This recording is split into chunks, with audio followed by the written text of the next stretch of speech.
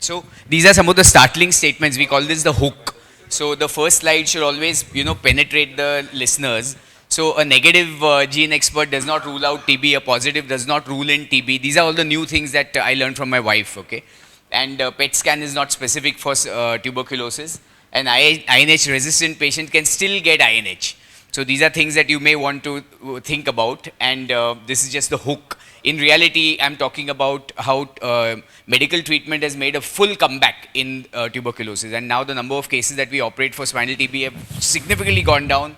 Too bad for us, but it's mainly because we've got great drugs that are available. So let's look at the what, when, and why, and how. Okay. So let's revisit what is the middle path regimen. When we learned from Tully's book about middle path regimen, we were very much restricted to this kind of a early disease. When someone had a early disease and the pickup was quick, you would put them on AKT. But today that scope of disease has significantly widened. So would this be an indication for surgery? Someone with a radiological cord compression, Nikhil, brisk reflexes, day one. Again, when we grew up, it was, but today it's no longer an indication, and we've got papers to prove it. So this is a consecutive series of 50 patients treated conservatively. All of them had cord compression on radiology. Okay, so that's no longer an indication. You get massive posterior element TBs also, which can fully resolve. So I'm just trying to give you the renewed scope of medical treatment. So today, think 100 times before you actually have the indication. Dr. Dalvi is going to tell us about the indications for surgery today, but they've really narrowed down, and Tully's prophecy is coming true. You can see diseases like this. Like if you think about this, what surgery could you have offered this gentleman and this gentleman, and see how much better medical treatment has treated it. Like the outcome of non-surgical treatment seems to be far better and easier than surgical treatment. You would be caught, with knickers in your in your ankles if you try to operate any of these. Going from the front, you would have implant collapses, etc. All right. Again, instability is transient, so you may say that this patient presented a lot of pain, couldn't turn in bed, blah blah blah. But if your AKT management is correct, this is going to resolve and heal, and instability is no longer a reason to operate.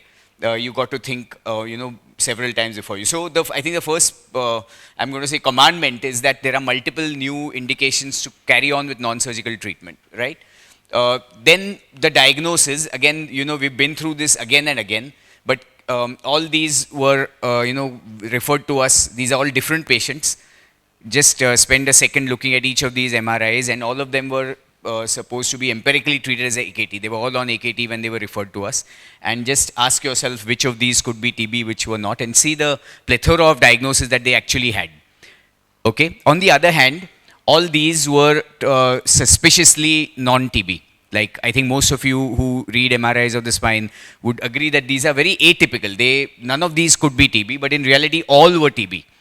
Okay, so this is just highlighting the fact that you can no longer pick up an MRI and say that this is a case of spinal tuberculosis. That we used to do that when, our bosses used to do that at least. But today you'll be really again caught on the wrong foot if you make a clinico-radiological judgment of cases like these, which can really throw you off guard.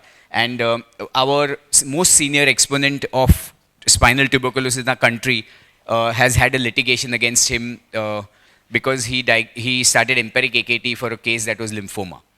All right. So the takeaway here is that if you want to make a clinico-radiological judgment, which you may make in a lower tier city setting, you please make your patient aware that because there's an option of a biopsy, I don't have the option, so I'm starting you on empirical treatment. Otherwise, again, you'll be caught in a trap. Okay. Then comes biopsy culture and drug sensitivity testing. And that's because today, it's not just MDR. There's XDR TB being reported primarily in the spine also. So you cannot take this lying down. You got to be very, very aware. And especially the pediatric population, Dr. Arjun will tell us, there's almost a 20% incidence of primary TB being drug resistant. So the old adage was that spinal TB is extrapulmonary TB, and the incidence of MDR in extrapulmonary is low. But today it's all acquired resistance. So the incidence, at least in places where we practice, which is catchment area, is extremely high. So we heard everything about biopsy, and we clearly know that CT-guided biopsy is better than FNAC. Sometimes we forget to send 3 samples. That's all, that's the only 2 bits of information that I can add. And also remember that we go crazy about Gene Expert, but in reality, Midget is still the gold standard because Gene Expert is full of loopholes. So the way this should be done is that send your sample for histology, AFB smear, Midget, and Gene Expert Ultra. Ultra is 16 times more sensitive than just Gene Expert, and it's available readily. If Gene Expert is, if MTB is detected on Gene Expert, then if the patient is not on any treatment so far, treatment naive patient, send the sample for LPA first line and second line. If the patient is already on treatment, consider doing pyro sequencing of the XDR, pyro sequencing, which is one higher than LPA.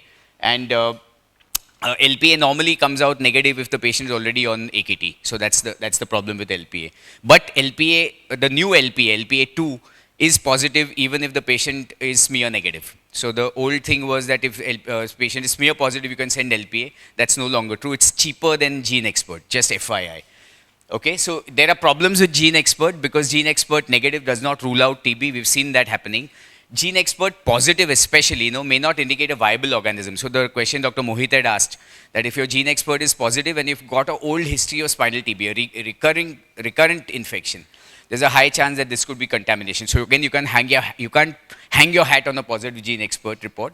And especially when you talk about the resistance patterns, when you see Gene Expert, there's a problem because if your cycle thresholds are very low, then the resistance to rifampicin can be misinterpreted. So we should be aware of that, which means that if it's a low threshold, the cycle threshold is very low, then what says that this is rifampicin resistance may not be actually rifampicin resistant, and you could convert a simple TB to an MDR TB in your head and take this patient out for a big spin.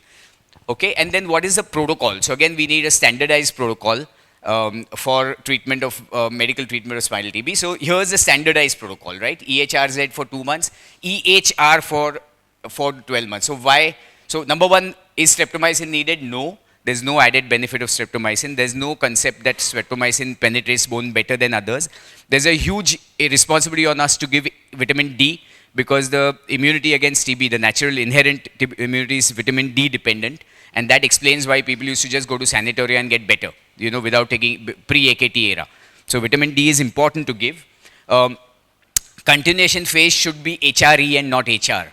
Again, this is important because 30% of 16% of Indians are INH resistant inherently, which means there's a high chance that the patient whose primary TB is resistant to INH, and now you're going to create a resistance to rifampicin if you didn't add ethambutol to his continuation phase. So make your continuation phase as HRE unless you have INH sensitivity proven in your pre-culture. I hope this information is not an overload to you.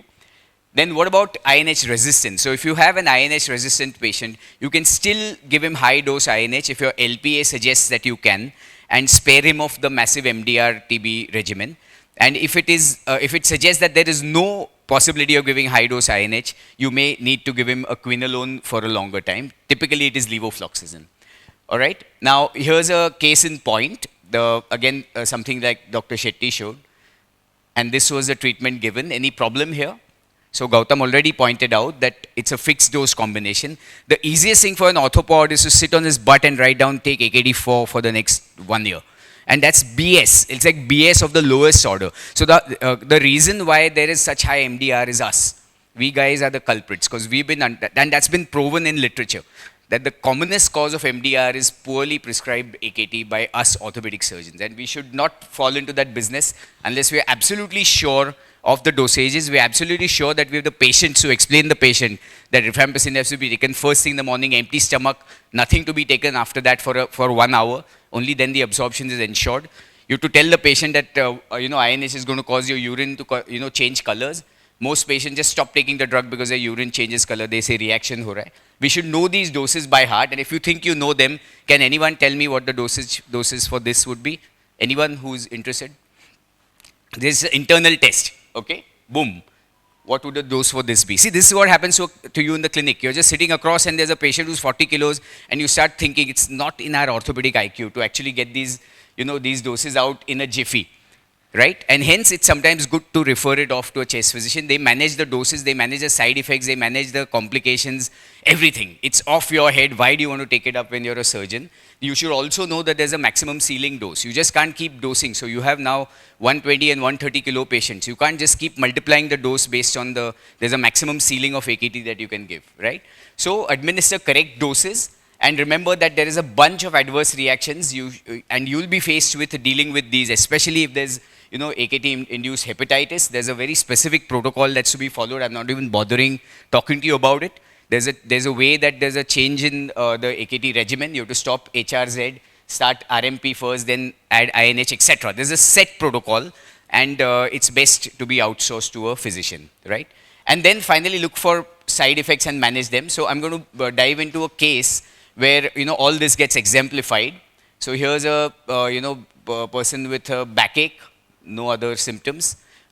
Weight is 92 kilos. Clearly he's underdosed, right? You can see what doses are. And what happens after is that the doctor has not followed this dose pattern. This is what his dosage should have been. And because of that, he comes back to you 3 months on empirical AKT, and he's no better, no worse. At this point, what would the audience like to do? Continue the same treatment, get a next MRI scan, do a biopsy, start empirical second line treatment, or add ciprofloxacin and streptomycin. These are the commonly done things that we do. So anyone? Tarini? What would you pick here?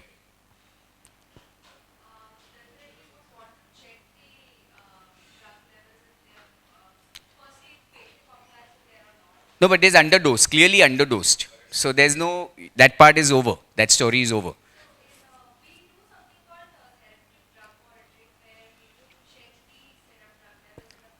You think it's useful if it's pre-known underdosed? You know that if it's...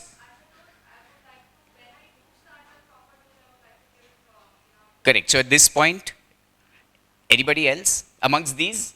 One of the problems of underdosing is the development of drug resistance. Yes. So therefore, at this point in time, you can choose, there are two options essentially. You can choose to correct the dosage and give the higher dosage and keep him under observation for the next couple of months and hope that things settle down and improve.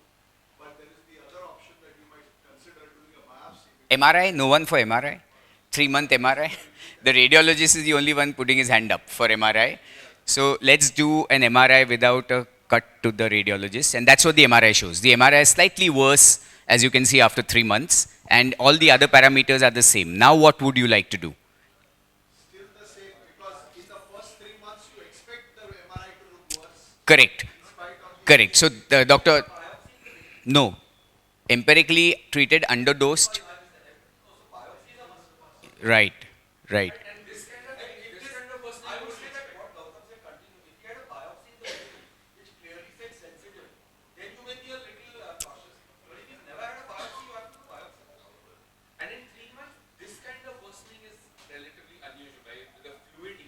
Would you still seek to continuing, Gautam? Right, right, right. So anyway, this is the most common answer we get when we talk about this across the country, that I'd add some more drugs. So there's no role of adding a new drug, a single new drug to a failing regimen. You're going to create more resistance. It's like covering a mistake with a mistake. So here's how you actually monitor. When you want to monitor recovery, the first is clinical. So clinically, if the patient is clearly improving on all fronts, everything else takes a backseat. So pretty much what Gautam said, that if the MRI is lagging behind, there's no problem as long as there's clinical improvement. Our specific patient had no clinical improvement either. So priority number 1 is clinical, priority number 2 is radiological, priority number 3 would be inflammatory markers in the blood, right? So there are no hard criteria, as you can see. So here's a patient who's actually worsened in the first 3 months. This is another patient, just an example. So this is a reactive inflammation that's showing up on the MRI. The patient is clinically getting worse, clinically getting better. So you would not worry about this MRI scan. On the other hand, sometimes you have very early responders. In your first 3 or 4 months, the disease is cleaned up. Again, don't fall for that trap. There's a paper from China that tried to hard sell 3-month AKT. Don't fall for that, because we give a prolonged duration of AKT not to kill the bug, but to prevent a recurrence. And this paper just shows that disease will be cured in a short time, but the recurrence rates are going to be much higher. The paper never talked about it, right? So here's a quick case in point, that one of our patients, this is the MRI at 6 months of AKT, clinically damn good. This is the MRI at 12 months of AKT, clinically jumping across trains in the suburbs of Bombay. And then we decided we should stop AKT. We can't, and then we stopped AKT. And 6 months later, MRI done out of academic interest shows that this sterile abscess has been resorbed. So it's a sterile collection of tissue. It's not a bag of pus. So everything that looks white is not pus. All right. So, and then PET scan for TB, we strongly believe that PET scan just confirms inflammation. It does not confirm infection versus tumor versus resolving, etc. So there is some studies coming from the north which try to tell us that PET scan negative should be the end point of your AKT. And that again is, I think, a whole lot of hogwash. I think there's no backing. It's a very random statement. For MRI negative, PET negative of course means no infection, but PET positive doesn't mean that there's still infection, because it's metabolic activity rather than, right? So you got to monitor all these. So here biopsy was done, and the biopsy showed a non-specific inflammatory tissue. And here, how many of you would then start second-line drugs? The quick answer is nobody should. You should pass this on to a well-known chest physician who understands this complicated new chart that's been given by the WHO, where these new drugs, bedaquiline and delamide, etc., have come in. And these are regulated drugs. They can't be given randomly. And you might be even punished if you use these drugs. So please pass these patients on to your colleagues who understand this better. This, just FYI, this is the way that it is done. 5 new drugs are started. These are because typically cultures come negative at this point. We get a biopsy, but the culture is going to be there. They are forced to start empiric second-line AKT. This is how it is started. And then once you get once you get your cultures, you can change. And then duration is minimum 5 months. After culture conversion, you stop the intensive phase of 5 drugs. Now, this is very difficult because the culture is negative to begin with. So what they ask of us is, at what point on the MRI and clinically can you tell us that now the activity is gone down? Then we'll switch. So it's a very random and very nebulous kind of situation that we put them into. And I'm saying this because I hear of this every day on dinner. The conversations is, you bloody orthopedic surgeons, you don't. So we get it right the first time, and we should make sure that we don't fall into those traps. Thank you.